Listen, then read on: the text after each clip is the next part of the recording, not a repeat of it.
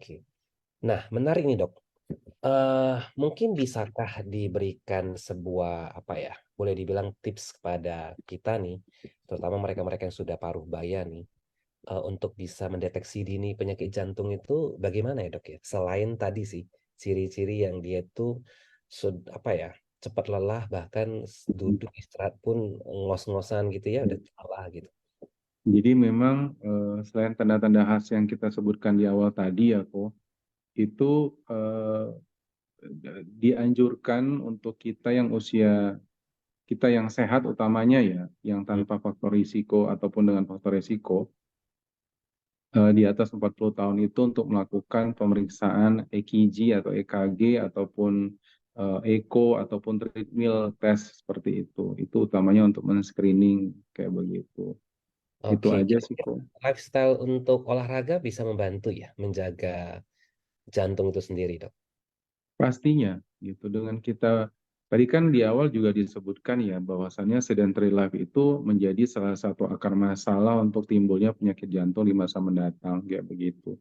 Jadi exercise itu memang cukup dibutuhkan untuk menunjang ritme jantung supaya bekerja lebih konsisten dan lebih intens seperti itu. Oke, oke. Nah, selain, didukung dengan seperti katakanlah aktivitas olahraga gitu, Dok, ada nggak ya mungkin saran dokter yang bisa digunakan atau membantu kita untuk menjaga juga kualitas daripada jantung kita, Dok? Nutrisi utamanya ya memangnya Oke. nutrisi.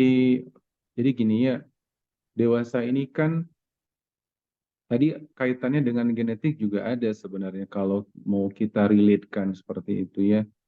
Eh, Nutrisi itu menjadi part of terpenting. Contohnya ASI tadi aja yaitu kan Mhm, nutrisi mhm, paling kompleks ya seperti itu.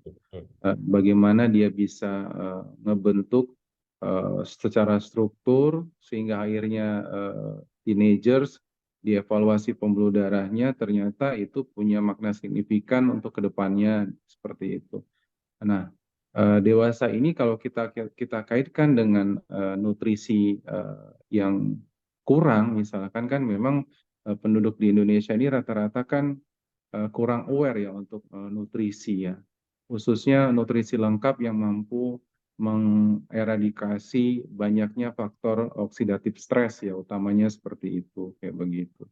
Nah, kita sebagai praktisi kesehatan selain menganjurkan exercise, kemudian screening di awal seperti itu ya, eh, ataupun mereka-mereka yang dengan faktor risiko hipertensi, diabetes, atau menggunakan pengobatannya secara rutin dan teratur, kita juga harus menempatkan nutrisi menjadi salah satu bagian yang tidak kalah penting sebenarnya seperti itu kok. Nah, terkait kalau bicara nutrisi ini kan ada orang yang beruntung lah katakan bisa dapat ASI waktu kecil kan begitu ya, atau juga katakanlah dia waktu SD gitu, dia beruntung bisa mendapatkan makanan-makanan yang boleh dibilang, kualitas grade A lah gitu ya, Dok, ya, yang sehat dan sebagainya. Tapi seandainya mereka yang tidak seberuntung itu, Dok, ada nggak ya solusi yang bisa dibantu ke mereka untuk paling tidak mereka bisa meminimalkan risiko dan mereka juga bisa tetap juga mendapatkan kualitas yang bisa membantu daripada si jantung itu. Mungkin ada alternatif, makanan kesehatan atau apa gitu, Dok? Ya, kalau membahas nutrisi ini pilihannya kan beragam ya. Jadi Mmm, kalau saya bisa rekomendasikan sih nutrisi perlebahan yang dari HDI itu oke. cukup menjanjikan dan cukup terjangkau sebenarnya ya. Artinya eh, ukurannya juga nggak mahal sih ya seperti Mhm, itu. Artinya bisa dikonsumsi mulai dari anak-anak 2 tahun dan seterusnya. Manakala memang secara lahir dia tidak mendapatkan ASI eksklusif kan seperti itu. Nah, madu juga merupakan nutrisi terlengkap setelah ASI dan kita bisa tempatkan penggantinya seperti itu. Dan oke.